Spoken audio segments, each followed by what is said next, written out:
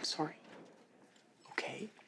I'm sorry. I'm sorry. I'm sorry. I'm sorry. I'm sorry. I'm sorry. I'm sorry. I'm sorry. I'm sorry. I'm sorry, okay? Hey, you. Welcome back to I'm Sorry, Okay? A podcast where we are watching so much Degrassi. I'm Mary here with Paul and LD. This week we watched Season 2, Episode 6 of Degrassi Junior High, Fight! This episode is written by Jan Moore, directed by Mike Douglas, and originally aired on February 8th, 1988. In this episode, Joey is challenged to a fight by a bully, and Stephanie's efforts to attract Simon kick into high gear. Ooh, they sure do. Okay, no offense to any of the episodes that we've watched so far, but this is like immediately my top episode that we've like covered on I'm Sorry, Okay, a Degrassi podcast. I love this. I think if you love Rocky movies, Yeah. you love this episode. It's got so much like 80s masculine fighting movie. We'll get there, but oh my God. And everyone kind of gets what's coming to them. We do love to see that. Oh, yeah. We love to see people get what they deserve. The two biggest heels on Degrassi Junior High finally facing some consequences. Let's get right into it. So we open with Joey skateboarding in front of the school while doing commentary on himself. Like narration on his just like very basic ability to simply propel himself forward. Oh, what a move! This guy's amazing! Incredible! Really harkened back to the days of yore, and by yore I mean the end of season 1 when he was like admiring himself in the mirror and he's just like, have you ever seen someone more gorgeous? Oh, I forgot about that. Joey thinks he's about to be in Point Break, but really he's about to be in Bloodsport. Sorry, buddy. Yeah, because, I mean, he's like decent at skateboarding, but he's just kind of, as you were saying, LD, he's just kind of moving forward. He's not like doing tricks or anything. He's just like not falling off the skateboard so far. That we've seen. However, Dwayne sees him showing off and tells his friends to watch as he pushes him off of his skateboard, tearing the sleeves of his Hawaiian shirt and denim jacket. Unforgivable. Okay, we're going to dive right in, and Dwayne is my look of the week. Oh! I already referenced this, but he is the big doofus friend in Bloodsport, and I love the big doofus friend in Bloodsport. I just can't say no to a hulking mass. He's got like camo, combat boots, cut off sleeves, a spike bracelet, and a headband. Honestly, he brings it all to the table.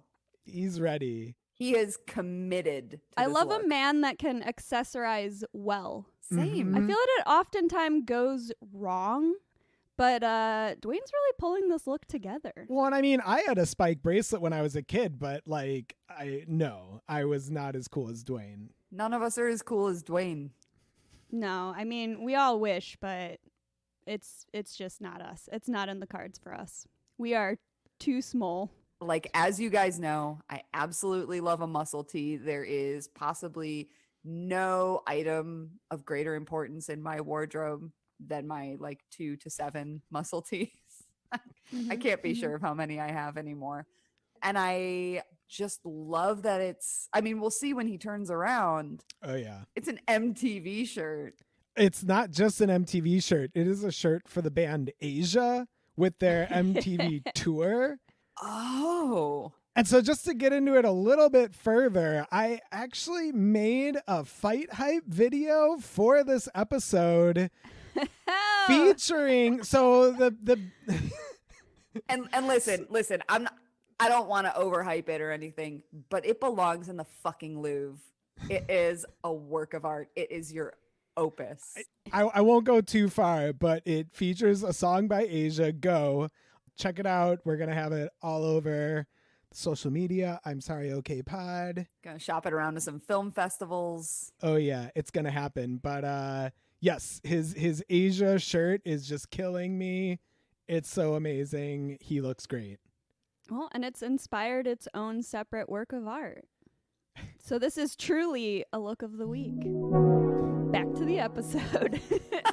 So Joey calls Dwayne a big dumb jerk before realizing who he's talking to and shutting his mouth. Dwayne tells him that You talk too much. and his friends congratulate him as they walk away. I would too. Okay, so Joey does talk too much. We all know Yes. that. And we do Yeah. love to see him get a little bit of comeuppance. However, I will say that completely unprovoked, this guy just pushed him off his skateboard and caused him physical harm. And to damage a Hawaiian shirt in Joey Jeremiah's closet is to do like irreversible damage. I don't mean to be too much of a Dwayne stan here, but I think he can just kind of see it with Joey. He like knows that this kid is full of shit and he needs to be taken down a peg. That's just my He just feels like it's his responsibility to do it. sometimes the world needs a hero.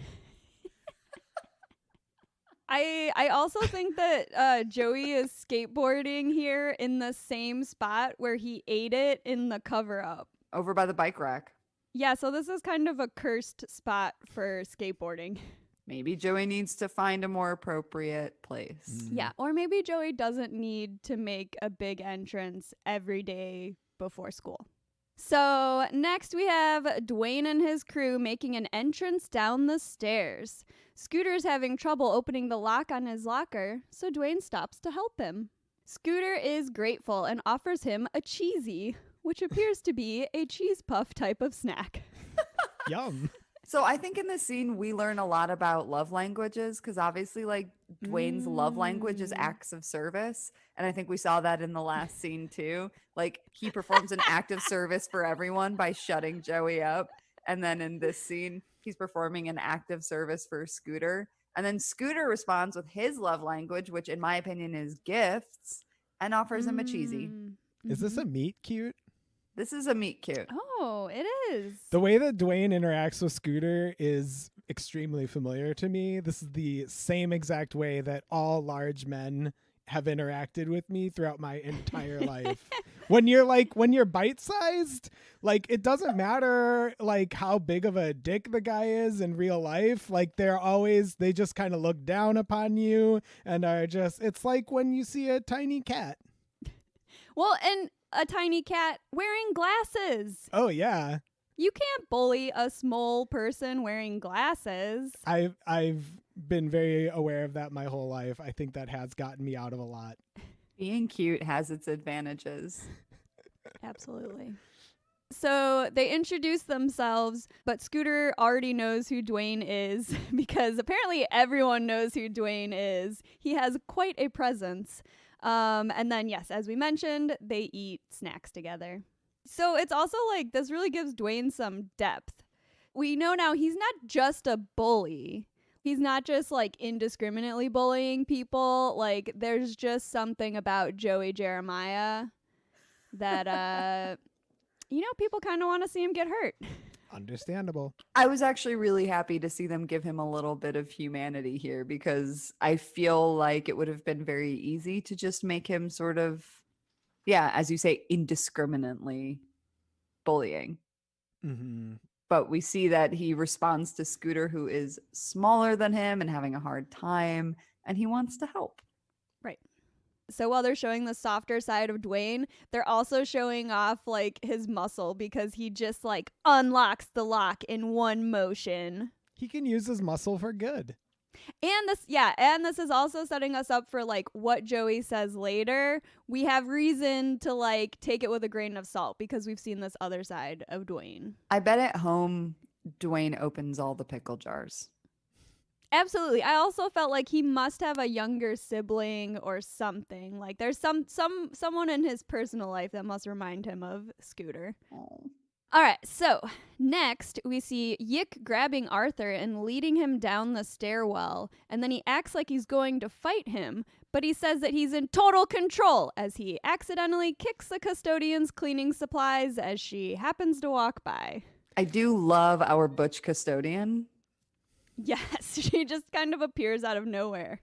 Also, I think that this scene was cut from the version that was on the Degrassi channel because, just for anyone listening, we this week watched the PBS version, and this was not crucial and was not missing whatsoever from the cut. I am going to have to disagree because it allows me to share a story from when I was younger, in that this is a scenario in which I've actually been punched in the face. No. So I have always been beloved by larger dudes, but some scrawny friend of mine, much like Yick, comes up to me when I'm in kindergarten and goes, "Hey, I bet I can like go to punch you in the face and be totally in control and not punch you in the face. Watch." And then he punched me in the face.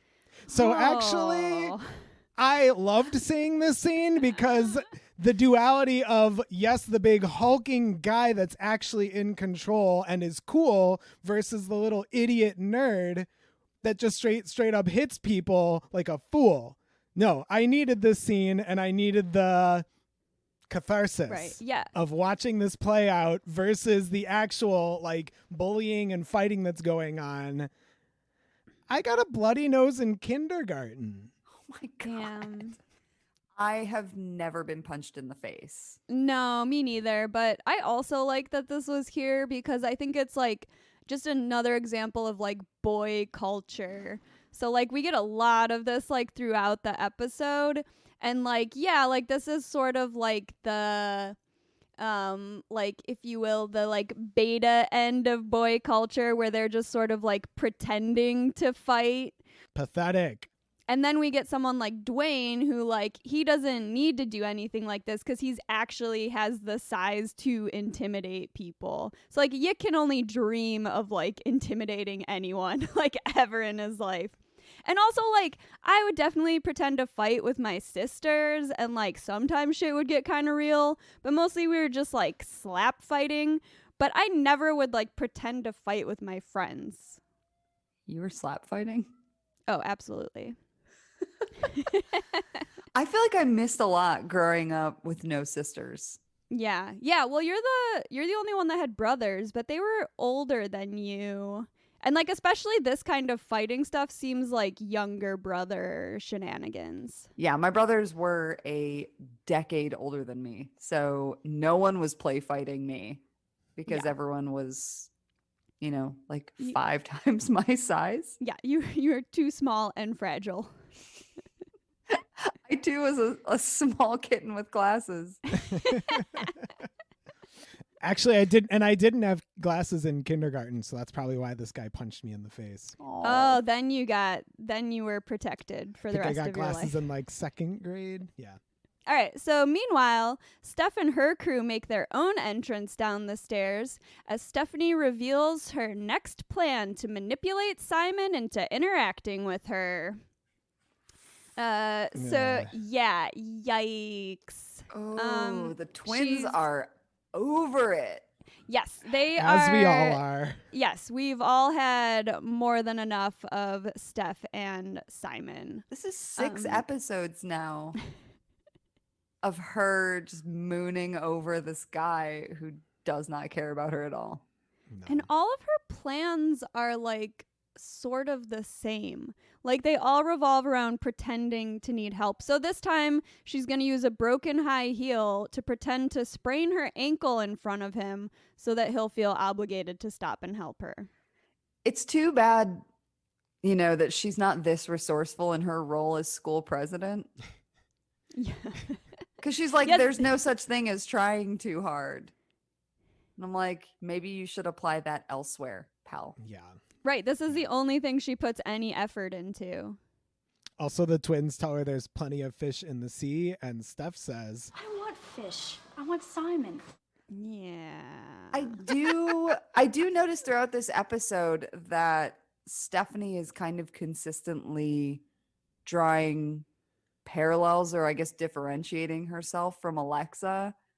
And that's where it gets kind of like mean-spirited for me, because it's not just that she likes Simon, it's like she also has to put down Alexa, who is like very nice. yeah, do you think that's some of the motivation here, just to like mess with Alexa, like something that Alexa has got going for her? Well, I think the same way that we are seeing toxic masculinity and like boy culture and the patriarchy playing out with all the boys in this episode, I think we're also seeing kind of adolescent girl culture, which is less physical and much more like psychological, like Psychological subterfuge. warfare. Yeah, for real.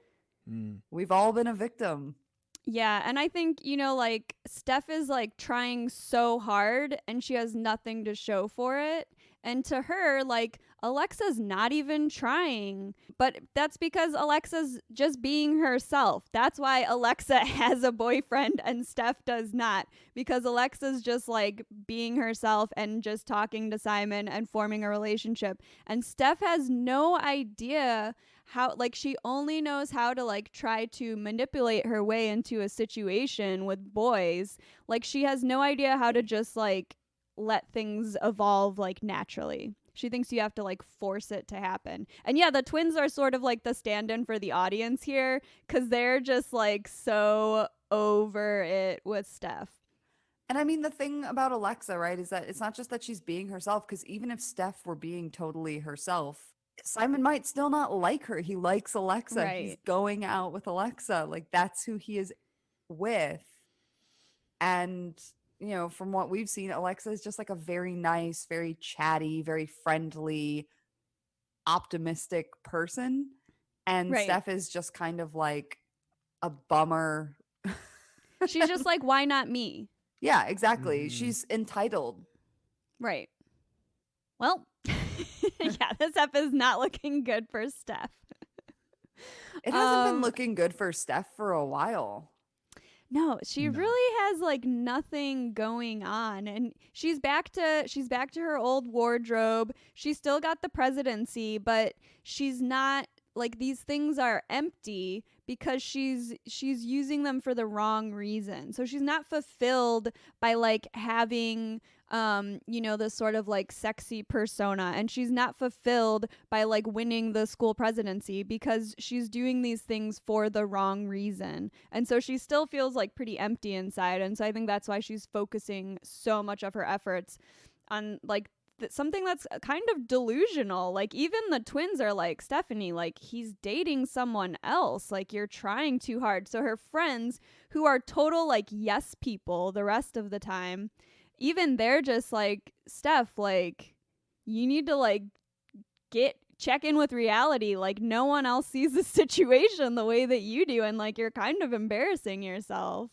And it's a real backslide from the end of season 1, where she's like, I'm going to be totally myself. I'm going to stop with the wardrobe. And really the only reason she took the clothes back and started wearing them again was because she saw that Alexa was getting attention from Simon in them. So Right. It's kind of everything she does is just in bad faith. She doesn't really do anything in any kind of authentic way. And we still don't totally know who the real Stephanie K is. And we won't find out this week. All right, so Joey is in the boys' bathroom checking out his bruised shoulder and ripped clothes when Wheels and Snake walk in. Wheels got a B on his math test, and if he gets another B, he won't have to study with Miss Avery anymore, and he can play with the Zit Remedy again. Getting the band back together. Yes. And Snake is actually wearing my look of the week. Oh, this was very much up there for me. I actually had originally picked it, and then I saw that you had, and I was just like, all right, I'm gonna bump number 2 up to number 1. I have to say, there were a lot of really good looks of the week. Like, I had to go through a couple of times to, like, finally settle on one, but I like to choose one that I myself would wear, and I was like, I would totally, this is like the perfect summer outfit. So it's like an oversized button-down shirt with kind of like a wild, like, 80s print. And then he's got his sleeves rolled up, and he's paired it with some cutoff denim jeans, which are cuffed at the bottom, and some sneakers. Love it. It's serving me gay dad on vacation. He's like, we're just making good time, everybody. You know what I because mean? he's also got a little wristwatch. So he's checking that watch and keeping everyone informed of, like, how good of time they are making. Yeah, man. I love it. I love it. All right, so the band is back together, so they start singing "Everybody Wants Something" in the mirror. Before Wheels notices Joey's shirt and asks him what happened. He tells him that Dwayne pushed him off of his skateboard, and then he starts roasting Dwayne, making jokes about him being a dumb loser. All right. Everyone knows that you check the stalls before you start talking shit in a bathroom. But as we already established, Joey talks too much. Yep, does talk too he did much. not learn. The message was not received, and after they leave the bathroom, Dwayne reveals that he was in the bathroom stall the whole time, and he heard everything. Listen, a good rule of thumb for talking shit is simply to not do it in a public place at all. But I believe if one must, then one must also check their surroundings like an antelope at the watering hole. You got to make sure that there's no predators, baby. Look around you. Who can resist dishing out a sick burn like, The guy's so dumb, it takes him 2 hours to watch 60 Minutes. Yes, it's a sick burn. there's no time to wait. You got to get that one out there. If his brains were dynamite, the guy wouldn't even be able to blow his nose. That one did not land as much with me. Quit Well, while he you're ta- ahead, Jeremiah. He talks too much. He does talk too much. Exactly. Like, you got to know when to end on a high note. But I get it. Seinfeld hadn't come out yet, so he didn't know. I'm tailoring my TV references to you this week, Paul. Love it.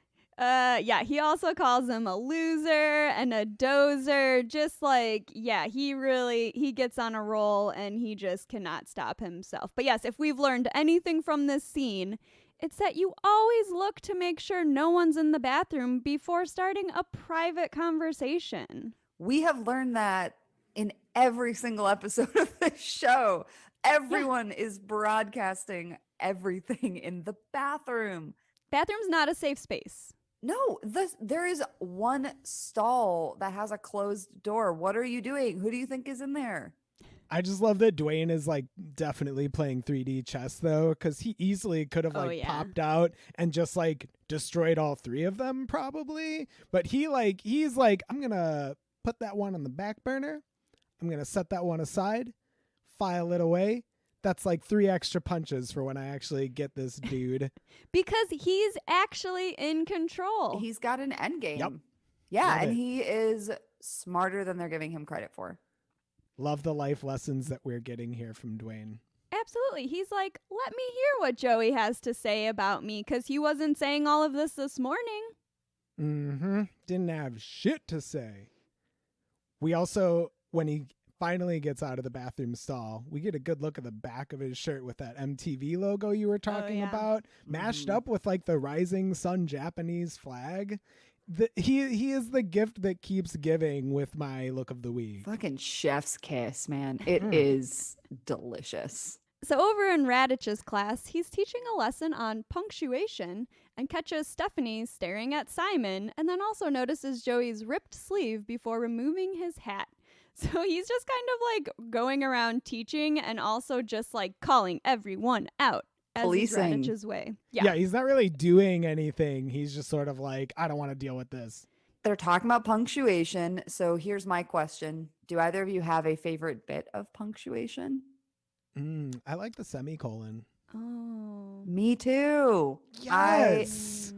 I My am BFF. I am a sucker for a well-placed semicolon. I do believe that it is like my favorite. I believe if I were a punctuation mark, I'd possibly be a semicolon. Oh. Much like Dwayne hiding in the bathroom stall, it just feels like it's like you slide it in there and someone might not even notice. That's what she Mhm. said. Oh, come on. Sorry. Mary, what Ooh. about you? My favorite punctuation? I mean, it might just be basic. I think I'm just an exclamation point. That's good. That's I good. kind of think of you as parentheses. Oh yeah. I do have a lot of subtext. I think of you as the parentheses because you're the side note that's holding us all together and giving us lots of extra information. Making sure that we don't miss anything crucial. Yes, parentheses are the officially endorsed punctuation of Capricorn suns. Oh, absolutely. Absolutely. That's where the facts go. Feel free to drop us an email. I'm sorry, okay, pod at gmail.com and let us know what type of punctuation are you? I'll be honest. I once received an email from an ex after like 4 years, and it was basically to tell me that like my greatest characteristic as a person was that I knew when to use a semicolon. And I really appreciated that. I think if you're going to get in touch with your exes, that's the reason. Nothing else. Oh, just, Totally. you know, to give the compliment that you always meant to share. Yeah. Romance. It's not dead.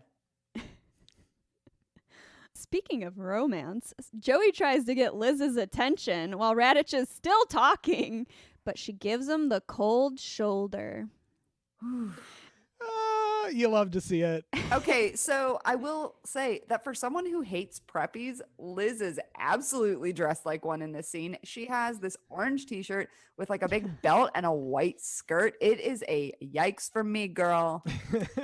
Yeah, No. well, she is wearing her punk boots.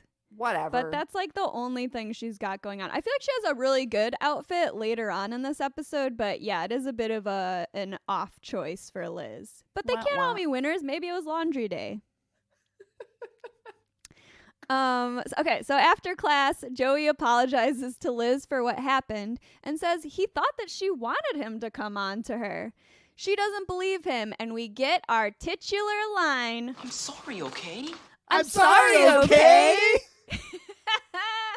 Yes. Oh, it's like watching Mark Hamill say, "I'm so tired of all these Star Wars." That's my favorite line in the movie Star Wars. Joey does kind of apologize and say some real shit though, like in the way that I think Dwayne sort of helped him out by getting in his head, because he's like here saying, you know, I don't think sometimes, which I Right. feel like is pretty closely related to the statement "you talk too much." I Yes. actually think that Dwayne has even helped Joey with a little bit of self-realization here. I actually think we Yeah. see Joey ruminating on this one comment from Dwayne throughout the episode, because we're going to see it when he's talking to his mom later too. I love it. Thank you, Mhm. Dwayne. Mm-hmm. Dude, Dwayne, he was trying to give him some legit advice. He's like, I don't know if anyone's ever told you this, but you talk too much. All hail our beef lord Dwayne.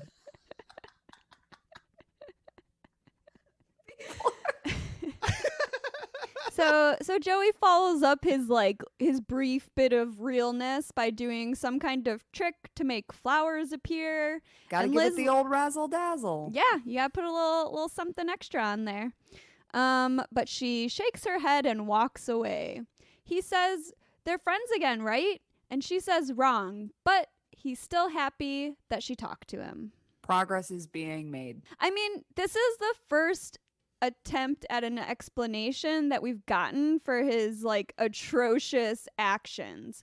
It was clearly all in his own head, but he legitimately convinced himself that like this was why he was being invited over. And so he thought that this was what he was supposed to do in this situation. Do you want to do it? In his mind, he was maybe trying to be straightforward, but he literally did not take a moment to think about how that would make Liz feel. Even though Wheels tried to like say to him at some point, you know, like, well, what if she doesn't want to do it? So he's not really good at like receiving information.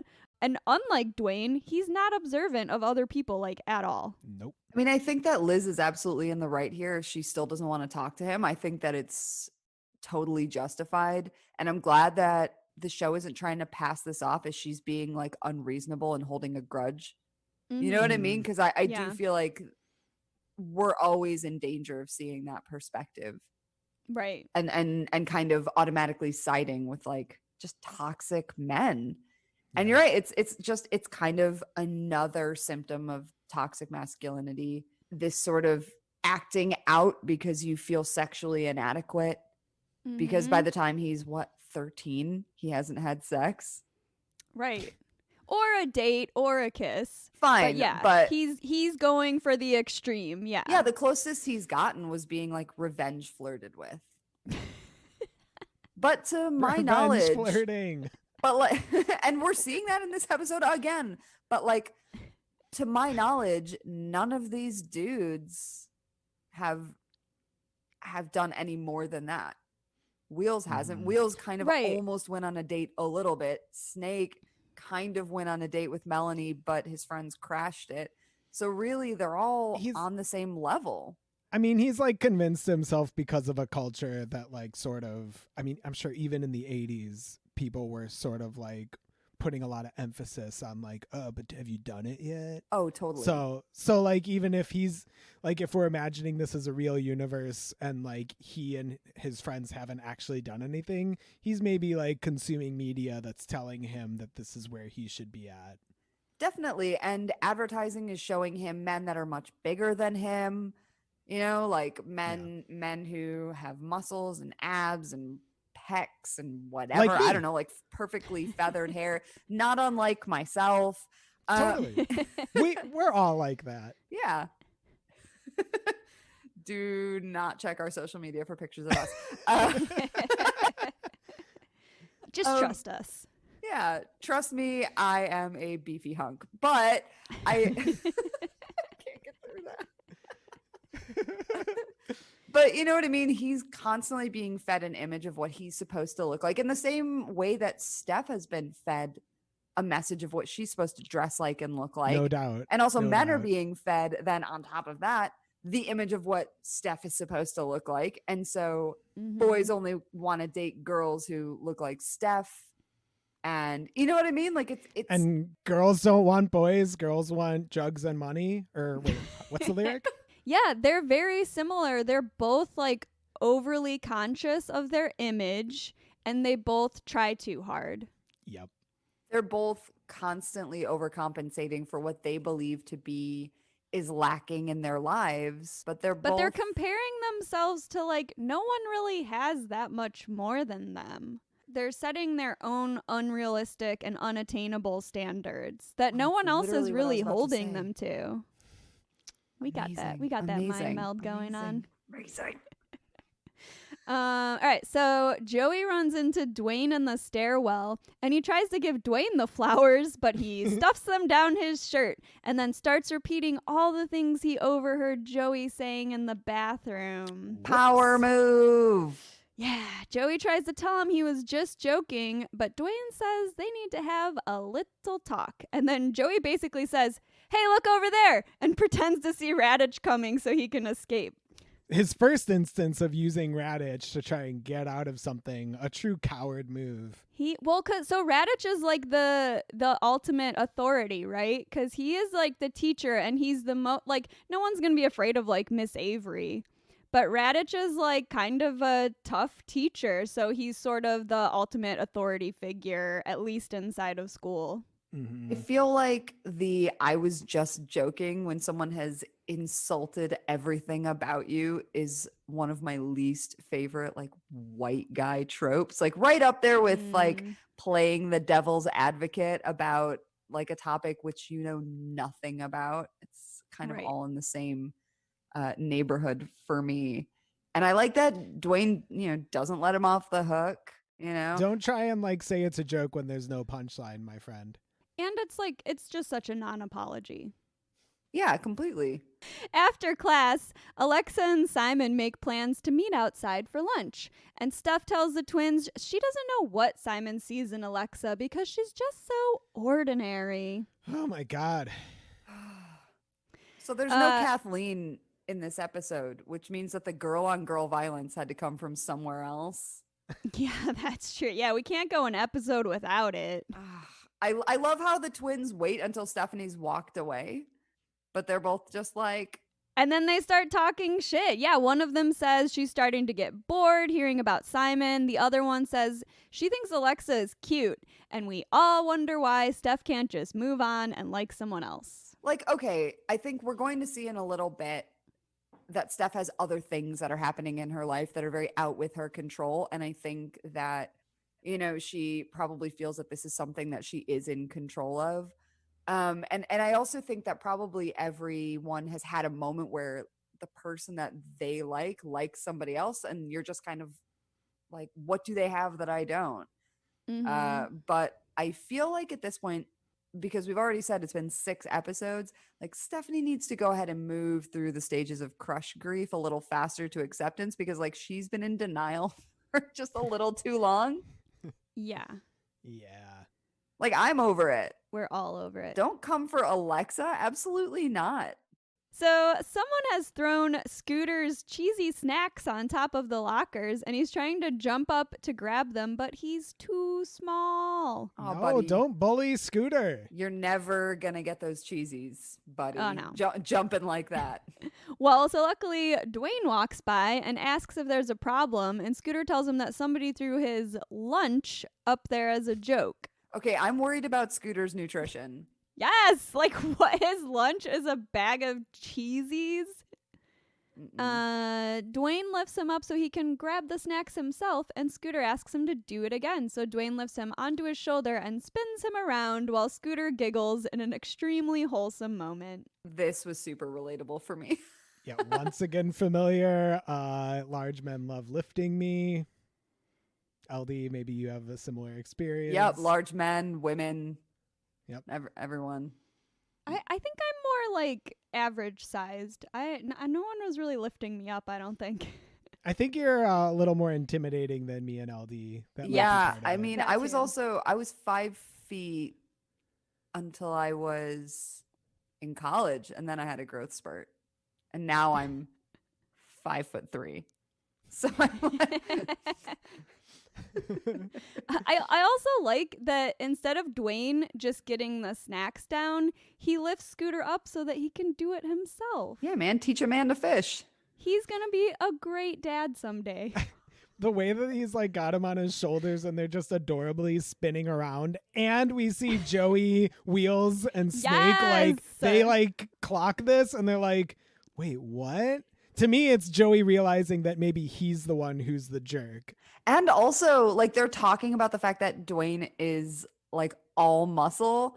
And I think that this is definitely like proof positive that not only is he strong, but he has enough muscle to just plow through Joey's shit talking face.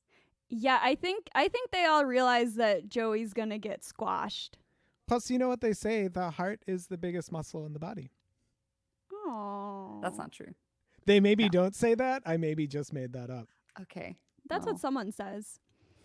Speaking of, Dwayne and Scooter then flex together, warming everyone's heart. Do you want to know what the largest muscle in the human body actually is? Yes. Gluteus maximus. Oh. butt. Your butt. You know what they say, the butt is the largest muscle in the body. And all our butts were warmed by this scene. So Steph is about to act out her scheme to try to force Simon into an interaction with her when her plans are foiled yet again. Arthur interrupts her to pretend to punch her in the face like Yick taught him, Please, no. while telling her that he's in total control as he accidentally kicks the wall. That's how that goes. You're never actually in control. These siblings just are bad at all the stuff they're trying to do. My only note Yeah. about this is so many clowns in one scene. Why would they do this to us? Oh my God. Oh, Steph is not impressed. But Arthur actually needs to talk to her about their dad and has chosen this exact moment to do so. But just then, Simon walks by, so Steph pushes Arthur out of the way and pretends to fall and hurt her ankle. Simon starts to bend down to help her, but then Arthur pushes him out of the way and tells everyone to stay back because he took a first aid course. Okay, Sure. but we do stand a considerate little brother. Yeah, he's jumping into action to try to help his sister. But Simon leaves, and then Steph storms off, and naive Arthur thinks that she's made a miraculous recovery. Steph's plans are always foiled by helpful youngins. Right. It was like, so the first plan was like dropping her books, and Alex is there to try to have a conversation with her, and he bends down to like help her and like pick up the books. And then, yeah, this time she's foiled by Arthur. So like two very considerate people who are just trying to like be a pal. Just some nice boys. Yeah. And she gets mad at them. Of course. Yeah, because otherwise that plan really would have worked. Surefire. If she can only interact with Simon, he will realize that it is she that he loves. If only she can trick him into rescuing her over and over again. Yeah, it's manipulation is not the way to begin a relationship. So now Dwayne is waiting for Joey outside of school, but Snake spots him and warns Joey, so they go out the back instead. But Dwayne has a plan for that, and his friends are there waiting for them. Once again playing 3D chess with these war tactics and positioning his troops where he knew Joey would end up. Yeah, apparently Joey has never heard of lackeys. Okay, my next line. Dwayne's lackeys have a message. Dwayne is going to fight Joey tomorrow after school in Schuyler Park, and he wants Joey to sweat all night about what he's going to do to him. Awesome. So quick note, I looked it up. There is no Schuyler Park in Toronto. So my guess is that this was named for Linda Schuyler, who's the creator of Degrassi. Oh, a little shout out. It did feel like a very specific name, and Schuyler, I'm like, that's more of a like mid to late 2000s baby name. Like, what's this park doing being named Schuyler? So that makes sense. Wheels doesn't think that Joey is taking this situation seriously enough. And he says, like, Joey's always getting them into trouble, and Wheels is pissed and says they're not going to back him up this time. Also, I think that the two friends are named Stew and Meat. Meat? Yes, I checked the credits, and there is definitely someone named Meat in this episode, and I can only assume it is one of these two. I love that so much. So Arthur runs after Steph as she's walking home to finish their conversation. He tells her that their dad is reopening the divorce, and he wants custody of both of them. I've already actually forgotten what the custody arrangement is. Like, I still don't understand why they're separately at their parents' houses. I mean, that's just the arrangement that she lives with their mom and he lives with their dad. But I think that they kind of go between, I think it's like every other weekend. Like, yeah, they go to the other parent. It kind of makes sense to me that he's reopening. It's not a good arrangement. This arrangement makes no sense. And also because it seems like then Steph and Arthur end up not spending a lot of time together at home. Like, it seems like they mostly see each other at school. And also, like, Arthur walks her all the way home, and he doesn't even stay to, like, say hi to their mom. It's weird. It's very weird. It's very weird. I don't really have enough motivation to care about this Kobolowski family drama. That's fair enough. Okay, so just to wrap it up, Steph is frustrated because she likes the way that things are now and she doesn't want any more changes. So yes, like LD was saying, she like her home situation is feeling like out of control, so she's maybe trying to control this like romantic situation, but as we all know, you can't control love. All right, so over at Joey's house, his mom is tenderizing some meat when she asks if something is wrong because he hasn't said a word all evening, which is not like him.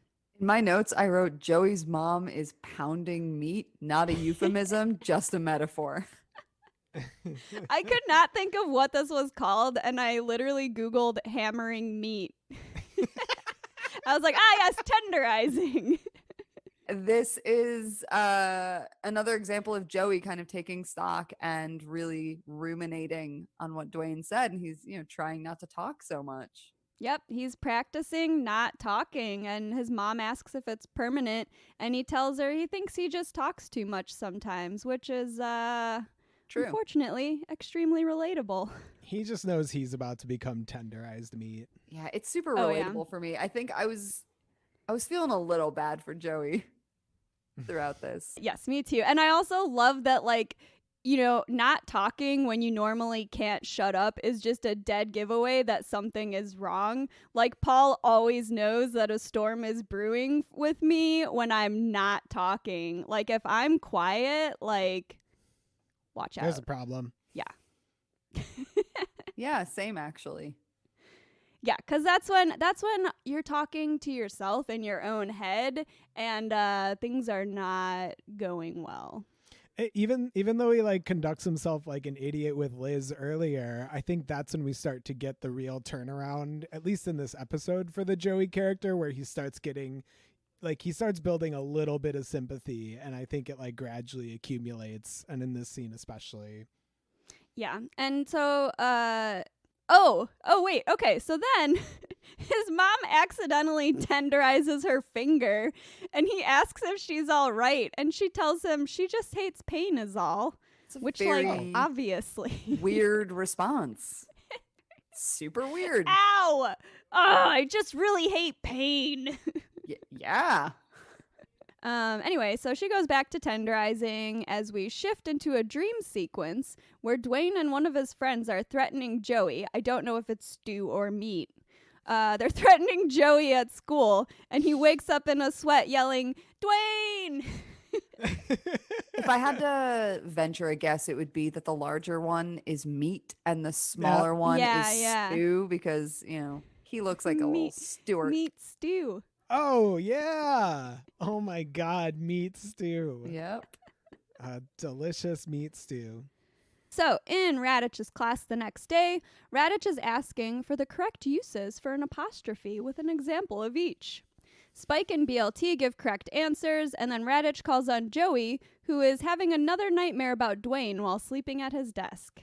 Snake tries to mouth the answer to him, but Joey doesn't know what he's saying, and we actually never find out the third use of an apostrophe because class ends. I looked it up. Yeah, okay, what did you find? Because I also looked it up, but it seemed like the most difficult answer, honestly. So what did you find? Okay, so it said, you know, the things that they said in class. So Spike says possession, BLT says a contraction. And then the third one, when I looked it up, said to denote plural letters or numbers. And I was or just symbols. Like, yeah. And I'm like, no, I actually would not use an apostrophe there. And in fact, I've spent a lot of time and energy being very angry when people put apostrophes there. No, thank you. Yeah, the example I saw was like if you were to say like make sure to dot your I's, and they would have an apostrophe after the letter I. Yeah, I understand functionally. Yeah. But I don't like it. It looks wrong. It looks more wrong. So, and I watched it a few times because I was like, what is Snake saying? But I could not make it out. I couldn't either. I don't think he was giving him any correct answers. Yeah. I also like that Joey just doesn't even have like a dumb comment, which I feel like normally he would. Yeah, man. Right, he yeah. is ruffled. Yep. So after class, Wheels and Snake ask Joey if he's coming, but he says he'll meet them later and stays behind to talk to Radich. Snake asks Wheels what they'll do if Dwayne really starts beating Joey up, and Wheels tells him, if Dwayne gets on top and starts pounding him, we go in. A pal to the bitter end. yeah, like earlier he said they weren't going to have his back, but he's like, we can't let Joey just get like absolutely destroyed. No. Joey tells Radich he doesn't understand some of this punctuation stuff and asks if he can get some help. Radich agrees to help him after school and tells him it's good to see he's taking an interest. So he's using Radich yet again. Yep. Whatever. I also wouldn't want to go get my ass kicked. Oh, same. In front of like an audience of my peers. No, thank you. Not to jump ahead, but the way everyone is like, you gotta get beat up, dude. I'm sort of like, no, he really doesn't though. Bro. I feel like this might be an unpopular opinion based on the way that we've been talking about Joey, But like, I actually don't think that getting the shit kicked out of you is the penalty for like running your mouth in the boys' bathroom. It's like fun to joke about, but yeah, I mean, you know, it's all like serving the story, I think, and we feel bad for Joey when it happens, but like IRL, please don't like beat each other up. That's actually not cool. I agree that violence is not the answer. However, But I'm on team wheels here where I'm just like, bro, if someone challenges you to a fight, like you got to show up and like defend your honor. I'm going home and watching TV. Yeah, I don't know. No comment. I'll also say that the way Raditch is just beaming over Joey, like taking an interest in his studies as far as he believes, is like really sad. Maybe the saddest part of this episode. So do you guys remember way back season 1, I talked about my friend who was like passing notes and they were very explicit and I read one and it blew my mind. Sure. So the kind of like sequel to that was that her, like the girl who was writing the notes, like her friend challenged me to a fight. Nice. And then- Oh. Yeah. And you won? for like reading the note. I didn't fucking go. Are you kidding? Wait, with a literal time and place? She was just kind of like, I'm going to kick your ass after school. And then she followed me home. Damn. Yeah, man. Because, like, honestly, I feel like, again, the consequence for having read a note after, like, whatever it was, a week or two of, like, passing notes back and forth and getting curious about them and reading one, and never telling anyone, like, never telling a single soul until this fucking podcast what was in it, but still getting the threat of like, getting my ass kicked. I still don't know how they knew I read it. Those two things are not the same. And, you know, like Joey's only option isn't to show up and fight. He also could have talked to Dwayne and maybe tried offering a genuine apology and tried to like work things out that way. Exactly. But he didn't actually apologize, so I kind of feel like he's down to his last option here. Well, I don't think Joey has the like emotional, like cognitive skill set to actually successfully pull that off. Well, look at how long it took him to apologize to Liz. But also, I think that, again, this kind of speaks to toxic masculinity here, because boys aren't socialized to talk it out and be vulnerable with each other and be True. like, listen, I'm really sorry. I said all that stuff about you. I was joking around and I took it too far. And, you know, there's a possibility there. And Dwayne started it, to be fair. Dwayne Yes, started this is what it. I'm saying. Dwayne started it by pushing him off his skateboard. I would also call him a big dumb jerk. And also because Joey is, again, like, he is smaller. He's not very cool. Mhm. Of course, he's going to act out by talking shit about the guy who humiliated him in front of the school. Are we surprised? No. No, we are not. But we are surprised that Steph finally just goes over to talk to Simon between classes, which she could have done all along. However, she tells him that there's a dance coming up and they need someone to head the dance committee. And since he's really into music, she thought he might like to help. He quit the Zit Remedy to play soccer, first of all. So that's first of all. Yeah, yep. And second of all, right? Does she not remember what happened the last time she appointed someone to a position for personal gain? Do we need to get Susie and start another petition? Plus, she's doing the same shit that Joey did to Liz and is manipulating him with lame-ass school stuff to try and, like, get somewhere. Yes, it's not necessarily viewed in the same way because, you know, she's manipulating him, but it's the same exact thing. You're trying to trick someone into a romantic situation, like, and no universe is that, like, okay at all. It's completely predatory. Plus, he's also just like, okay, want to walk to the fight together? Which, like... Well, yes. Okay, so he agrees, and she tells him that they should meet to get organized and asks about today after school. But Simon's like, dude, I'm trying to catch this fight later. He's like, but maybe we can, like, talk on the way. Nice. And then Steph tells the twins that he said yes and that they've got a walk together to a fight date. Sure. I remember my first walk together to a fight date. Ah, yes. I think of it fondly. One of the twins asks how she managed it, and she does not tell them that she actually tricked Simon into hanging out with her. Don't want to spoil the magic here. I've never had to like walk somewhere to a fight. I did witness a fight in our school cafeteria once, though. I saw a lot of fights in high school. Like a Yeah. lot. But were they in school or Yeah. outside of school? In school, never outside. Yeah, I feel like you usually just fight in school. Dude, I saw a fight outside of Larkin once. did you? Mm-hmm. It was more of like a push match, though. They didn't really. No, I fight. saw girls like slocking each other in the hallway. Damn. Yeah, that's what I Dang. saw too in the Yeah, it was cafeteria. sick. And then I was like late to math class, but I was like, there was, I was a fight. also late to math class. I wasn't going to pass math anyway. It didn't matter. Oh, no, me neither. Math can wait. This is a once in a lifetime opportunity. Yeah, I had dyscalculia. I was not in a rush to get to math. So moving on from Steph's slocking. disturbing behavior. All right, so Yick and Arthur are hanging out in the dark stairwell again when Joey walks through, and Yick tells him he hears he's gonna fight Dwayne and offers to show him some karate. Sure. Joey scoffs and walks away, and Yick tells Arthur that Joey deserves to get beat up. I love vengeance, yeah. I mean, to be fair, Joey bullied them. So, like, yeah, from their point Yep. of view, Yeah. he does get, like, he's the bully being bullied. The hunter becomes the hunted. It all goes back to the antelope at the watering hole. Sometimes you do Yeah. love to see it. Or at least they love to see it. It's true.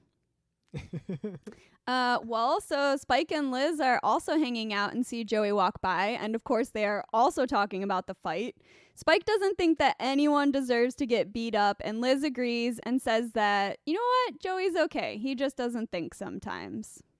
She kind of sounds brainwashed in this scene, though, because she just repeats the same exact thing that he said to her. So that's kind of weird to me, but okay. Yeah. I think she's just kind of starting to come out of her grudge and realizing that he's just Stupid. I was trying to come up with like a nicer way to say that.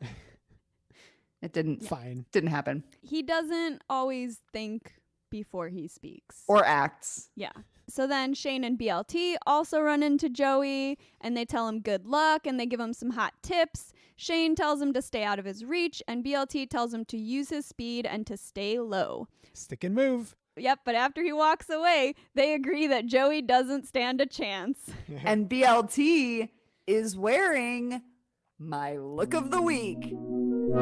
Hey! A pattern mixing king. He is wearing this sick blue patterned shirt, and then he's wearing like a window pane kind of checked pant. His pants actually had new metal vibes to me. Oh, not me. Like unnecessary, like little reflective kind of like strips. Just like unnecessary accessorizing. But I loved it. I loved it. I also almost chose this outfit. We were really on the same wavelength this week. We totally were, but I looked at the two shirts and I was just like, I don't know, which one would I be more likely to wear? I would be more likely to wear BLTs. And I would look amazing. Absolutely. Absolutely. But yeah, so this scene is just kind of showing us like the fight is trending in the hallway and everyone's got an opinion. And the opinion is that Joey's about to get sacked. Yeah, is that Joey's either going to get his ass beat or he's just going to be a no-show. Hashtag Joey is over party. All right, so Simon and Alexa leave class together, and Steph and the twins walk out behind them. Erica says she can't wait to hear about what happens with Simon, but Heather wonders why he's going out with Steph when he clearly hasn't broken up with Alexa. Steph says it's only a matter of time. Okay. Boo. So, also after class, Snake asks Joey if he's ready to go to the fight, but he says he's not going. Snake tells him he has to go, but Joey says Raditch is making him stay after class. Wheels tells him that they'll be there and that they wouldn't let Dwayne hurt him too bad, but Joey asks what's bad, breaking an arm or losing some teeth? And Wheels tells him if he doesn't show up, people will say he's a coward. I mean, real talk from Joey. He's just like, yeah, okay, so what? I'm going to go through with this and just get beat up and like physically hurt by this guy? Is that what you want? Just so nobody calls me a coward? Yeah, like not worth it. Like, I'd rather be a coward than be in a cast. Like, y'all, middle school lasts a couple years. I think you can deal with being labeled a coward for a couple years. It just feels worth it to me. That reputation is going to stay with you, though. Work on it. Joey doubles down on his Raditch story, but they're not buying it. And Snake straight up asks if Joey asked Raditch to let him stay after school. Joey denies it, and they leave him there alone. So, Dwayne and his crew are heading out to the fight, but Scooter is waiting to have a word with him. Dwayne asks if he's coming to the show, but Scooter tells him no and asks if he's really going to fight Joey, even though he's way smaller than him and it's not fair. Morality showdown, baby. Dwayne says he insulted him, he insulted his friends, and he insulted 8D. A compelling case. He's got his reasons. A lot of people insult a lot of people. They don't all get beat up. That's all I'm saying. Yes, and Scooter asks what beating him up will prove, and Dwayne tells him it will just feel good. Also a compelling case. He does not skip a beat, by the way. He doesn't even think about it. He's just like, it'll feel good.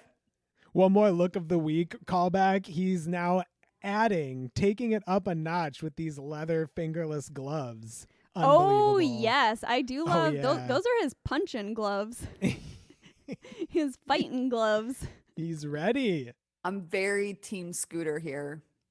I think that the show like kind of brings full circle everything we've kind of been talking to leading up to this. Like, just in case no one's figured it out, obviously this should not be happening. No, and the girls are sort of just like, like violence is wrong. But Scooter is like more specific, and he's like, look, Joey is obviously much smaller than you. There's no way that this is a fair fight. And he's also, as a small person, he's like, how can you justify hurting someone who has no chance to defend themselves? Yeah, man. It's Apollo Creed versus Ivan Drago. Yeah, and just to clarify, like, of course, Joey doesn't actually deserve to be, like, hurt in any way for, like, what he said, but my take is just that once you're in the situation, how you respond to the situation does become a little, like, more, like, I don't know, you can go either way. Right, Joey's writing checks his ass can't cash. Yeah, he is. Like, sorry, just a little attitude era wrestling. 100%. Like, so, I mean, Joey really has no one to blame but himself for ending up in this situation. Obviously, it's like entertaining to talk about, like, yeah, Joey had it coming or whatever. But I am representing the legion of people who have run their fucking mouths when they shouldn't have and have faced consequences. I'm here to represent the Dwaynes of the world who are just trying to keep people in check. I represent the great state of shit talkers here in Congress. But, I have, of course, been called out for things that I've said that I thought I was saying, like, in confidence to somebody, and been faced with the fact that not only have I caused harm, but I shouldn't have said it in the first place.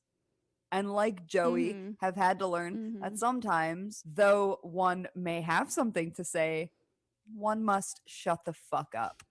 Yes, that is the lesson of this episode. He just talks too much. It all comes back to that thesis statement. So Joey is hesitating outside of Raditch's door when Shane and BLT walk by talking about the fight. Shane doesn't want to be late, but BLT says 10-1 Joey doesn't show up because the man's a chicken. Ouch. Called out.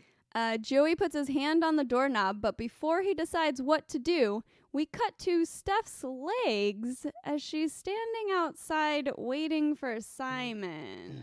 I don't really care for the wolf whistle vertical pan shot that we get here. Yeah, the camera No thanks. weirdly pans up Steph's body as she flips her hair just as Simon walks by. Yeah, no, nobody needed that. No. She grabs his hand and points out that this is the first time that they've been alone together since he's moved here.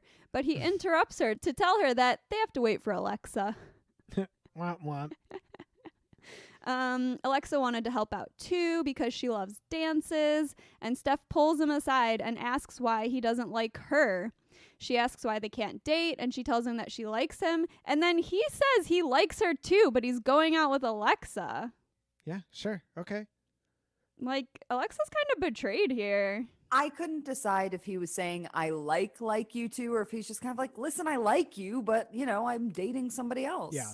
Right, because yeah. she's kind of putting it all out there right now, and he's a little taken aback. So you're right, he's maybe just trying to be nice, like, oh, sure, I like you too, but... Maybe we would go out, I guess. I mean, I've definitely used the, oh, sorry, I've already got a partner excuse when someone that I wasn't interested in is, like, trying to talk to me. Oh, yeah. So Alexa rolls up, totally unaware of what's happening, and stoked on the dance, but not so much on the fight, but she's still down to go. We love Alexa. We do love Alexa. Love that energy. But Steph bails because she literally only cared about the date that only she thought was a date, and she tells Simon that they'll talk tomorrow. I want to go back just quickly because I was eating a cookie and I had my mic muted. But when we hear BLT walk past and Joey hears him call him a chicken, I wonder if they were trying to show this is what happens when someone's talking shit about you and you overhear it. It feels bad. Like it's not just like, oh, he's a coward and Joey realizes like, okay, I do have to face up. Like I wonder if he was also just like, oh, this feels bad. Like, I just heard someone that I thought is my friend talking badly about me in the hallway. When I watched it, I just kind of thought like, oh, now he's seeing what Wheels is saying and like what it's actually going to be like if he doesn't show up to this fight and how people are going to talk like about him. Right. But I totally get what you're saying where like he feels what Dwayne felt. Like, Dwayne, like, we don't give him a lot of credit, but Dwayne has feelings too. And he was obviously very insulted. Like Joey was insulting like his intelligence. And that's probably like the, Dwayne's weak spot. And using his intelligence as a punchline with his friends. And they're all laughing about it. Yeah, because they say that Joey dragged them into it, but they were laughing. Like, they weren't, stopping him or defending Dwayne or anything like that. Like, they also got themselves into this situation. Yeah, I mean, they weren't contributing, but they weren't stopping it. Mm-hmm. Before the fight, everyone is hanging out in the park on a beautiful summer day. Someone's throwing a frisbee, and Arthur and Yick are buying ice cream from what I believe is a Dickie-D ice cream cart. There's like some vendor was just like, oh, I heard there's going to be a fight. I'm going to make some money today. I actually did a little bit of a deep dive into Dickie-D, which is a Canadian brand of ice cream currently owned by Good Humor Briars. Oh, nice. They sold ice cream out of a fiberglass compartment on a modified tricycle. They also had a fleet of scooters and ice cream trucks, which operated in areas with hills that could not be serviced using the bicycles. And we see the hill moments later. Mm-hmm. So yeah, because I was like, this doesn't look like the fiberglass one, so this must be one of the scooters or mini cart. I love an opportunistic ice cream selling moment. So where I live, I overlook a duck pond at my local park. Like from my window, I can see this pond. And around New Year's, it froze over and people were ice skating on it. And of course, I kept like having these horrible like thoughts that people were all going to fall through the ice, but they did not, and neither did I. I went on the ice. It was amazing. The point is after like a week of people skating on this ice, an ice cream truck rolled up and people... They're like, so you like ice, eh? Yeah. Oh, you enjoy being cold? Do you want to be more cold? And let me tell you, Scottish people / British people as a whole love to have ice cream when it is not appropriate. It is their shtick. They love a winter cone. And so people were just like skating around this frozen pond with an ice cream cone in their hand. Cha-ching. Right? Like, imagine being the ice cream van. It's like, oh, it's the off season. And it's like, but wait, There is no off season for ice what cream. is this? Truly. You gotta be ready to take advantage of any opportunity if you've got a little ice cream cart. As we have this whole like kind of setting the scene, like staging going on, we hear a little bit of Dwayne going over his strategy, which Yes. is I'm going to get on top of him and knock him out. A winning Oh. strategy, to be fair. I mean, Effective. that's also the thing that Wheels was talking about. Like, if he gets on top of him, that's when we got to step in. So everyone knows, like, that's kind of when the fight is over. Like, you get someone pinned on the ground, and like the ref's got to step in. So everyone is waiting on Joey, and Dwayne tells Wheels and Snake that their friend is a coward, but Wheels tells him that he's not, and Snake says to give him time, which is such a mom friend thing to say. Just give him some time. Snake is a Libra. But then Joey appears, and a few people cheer because the fight is on. Big fight feel. The fight of the year. Literally everyone is there. I'm pretty sure it was LD that was throwing the frisbee. Simon and Alexa are like sitting on their jackets. Like a few different people are eating ice cream. Yeah, if you didn't know that it was a fight, it legitimately looks like everyone has gathered together for like a nice summer BBQ. To just, enjoy the weather. Dwayne has put on a fun event for all. He's really, he's like, he's got a future as an event planner. Look at the hype that this one event has like managed to build up. Yeah. This is true. It is my day job to do events, and I'll be honest, I'd hire Dwayne. So Joey does a little jog down the hill for his entrance, and Wheels and Snake take his hat and denim jacket, and everyone gathers around them as he and Dwayne square up, and Dwayne starts trash talking and then throws the first punch, but Joey ducks and he misses. King of Scrappy style here. Mm-hmm. So I have been in one fight. It was a slightly bigger guy, but not a big guy. And I was in like 3rd grade, and so very easily intimidated and did not want to fight. It was winter, and we like sort of met outside the school. And just like Joey and his King of Scrappy style, you duck low and you go for the legs. And unlike Joey, we just happened to be on some ice, I think. The kid slipped and fell on his butt on the ice, and that was that. It was like over, and that was my one fight. And you were crowned champion. TKO, baby! Ding, ding, ding, ding. Wait, why did he want to fight you in the first place?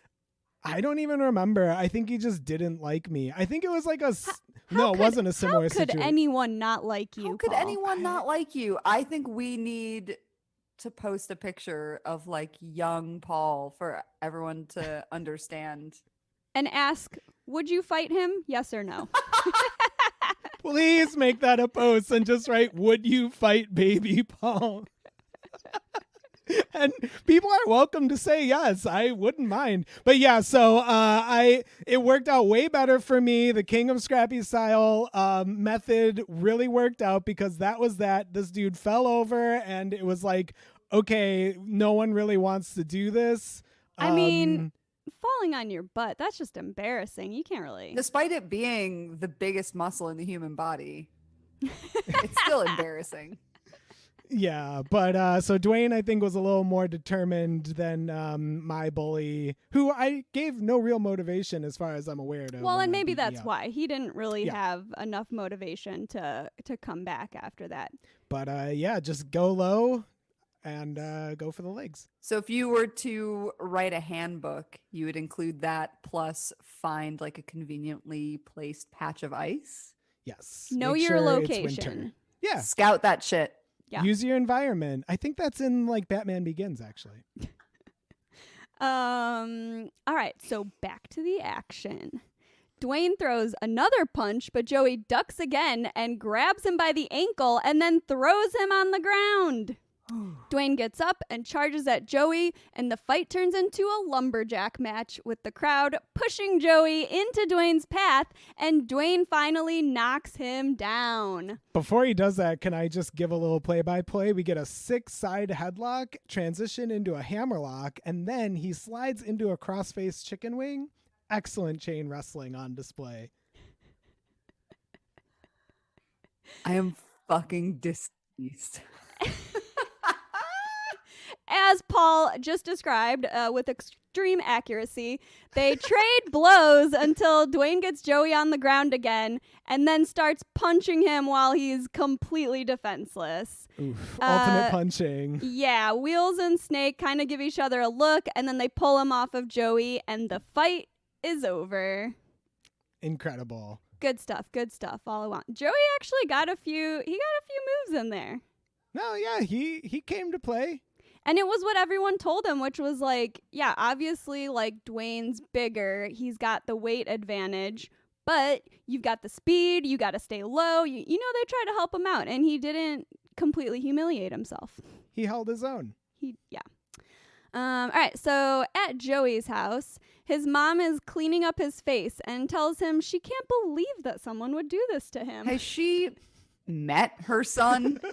It was truly just a matter of time. It's only his mother feels this way. She also says that they're going to the principal's office tomorrow morning to tell him what happened. But Joey begs her not to, and he admits to her that he sort of deserved it. Also, babe, that's how you get beat up again. Yeah. Yeah. Good call from Joey here, Yeah, I think. Like, once you're already in the situation, it's sort of like, okay, hopefully it's over. Yeah, okay. If this is it and it's over, then it's done. I think if, Dwayne tried to escalate it beyond this, then you might have to get mom involved. But mom doesn't need to get involved at this point. So before school the next day, the twins ask Steph what happened with Simon, and she tells them nothing, and that her whole life is falling apart. Bye. Yeah. Girl, bye. Joey shows up with a bandage on his forehead, and his friends try to cheer him up, and he thanks them for pulling Dwayne off of him. Dwayne walks by, tries to say hi to Scooter, but Scooter calls him a bully and then offers Joey a cheesy instead. Yeah. See, his love language still intact, but he has shifted his allegiances. Oh, and Dwayne watches this all go down, and he looks incredibly hurt. He is deflated.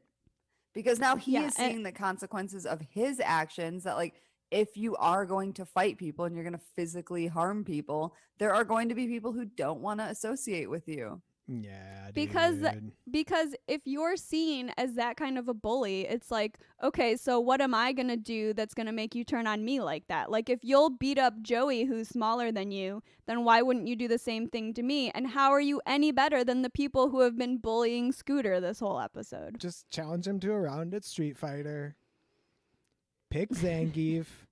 Beat his ass. Get a couple suplexes in. This is the true safe style, Paul. Yeah. Yeah. All right, and then we end with a freeze frame on Joey, Scooter, Dwayne, Yick, Arthur, and Spike and Liz in the background. Wow, what an episode. Everything happened. Do we also want to talk about Joey's look in this scene? He's totally changed his wardrobe. He's wearing a gray button-down shirt and his fedora. He's kind of dressed in these like muted colors where he usually has like a really loud outfit, but he's wearing this like somber. He's kind of got like a new wave goth look kind of going. He's in mourning. Yeah, this is emo Joey. But he has no reason to be emo because I think he doesn't know like what to expect when he gets to school because he did just like lose this fight. But everyone actually like is like impressed with him and like everyone's like, I don't know. I think it has changed people's opinion of him for the better, even though he lost. Hell yeah. So there's lots of name calling in this episode, but I don't think we actually got a broomhead. We did not. Tragically, no broomhead, no Narbo, just Dozer. I think things were a little too serious. Things had really escalated beyond broomhead or Narbo. Name calling. Can't relate. So I related to both Scooter and Joey in this episode. I feel like I often run my mouth and end up in situations where people are pissed. But also, like Scooter, I hate seeing people fight and do not align myself with bullies. For me, this was like a big time Scooter episode for me. I always end up befriending either the biggest guy or like the guy that everyone else thinks is an asshole. Somehow I'm always like very entertaining to these people. And yeah, as I mentioned, like large white dudes always love lifting me up. So I don't know. But yeah, I'm also just sort of like, I'm with those friendships. I usually try and talk down the asshole and try and be the voice of reason. They never listen. Mm-hmm. They never listen. You got that Cancer energy. You are all love, no hate. So I related to Joey in this episode because I'm also guilty of running my mouth and it has gotten me into some awkward situations, but it's never made anyone want to fight me as far as I know. And honestly, I think my Capricorn sun, Scorpio moon, and rising lets people know not to mess with me. And also I'm like much more responsible with my shit talking. But also, to a certain extent, I kind of related to Dwayne because while I'm not trying to physically fight anyone, I do love making plans and intimidating my enemies.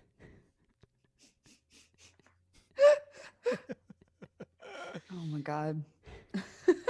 So, friends, what did we learn today? I learned that it really sucks when the only way information will successfully make it into your brain is the hard way. But as an occasional total dummy throughout my entire life, I've noticed that sometimes shit has got to kind of fuck you up before you actually learn anything. I learned that you should really check under bathroom stalls before you shit talk the school bully twice your size, and that you need to be prepared to suffer the consequences of saying some outrageous shit. In the end, I think Joey admits that he deserved to be beat up, and he even begins to see how he might change his behavior by talking less. And we also learned that violence isn't the answer to solving problems, so Dwayne suffered the consequence of losing Scooter's respect and friendship. In the end, both of these boys represent a wider culture of toxic masculinity and how young boys are socialized. So I think that Joey talks big to cover up for being small and being, not super experienced with girls. And I think that Dwayne uses his size and his strength to address problems with violence instead of talking to people. So the patriarchy affects us all and deeply impacts men and their ability to express emotion and vulnerability. Yes. Today we learned that words matter, and they can get you into some tense situations if you're too reckless with them. Joey runs his mouth about everyone at school, and it was only a matter of time before he said the wrong thing to the wrong person. Everyone was ready for this dude to get his ass beat. But he actually ends up earning their respect just by showing up, even though everyone knows that he can't win this fight. He recognizes that he got himself into this, and the only way to get himself out of it is to face it head on and trust that his friends will have his back.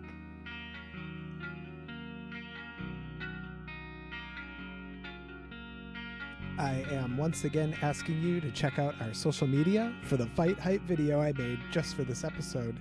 It features the song Go by Dwayne's favorite band Asia and is a loving tribute to 80s fight movie montages.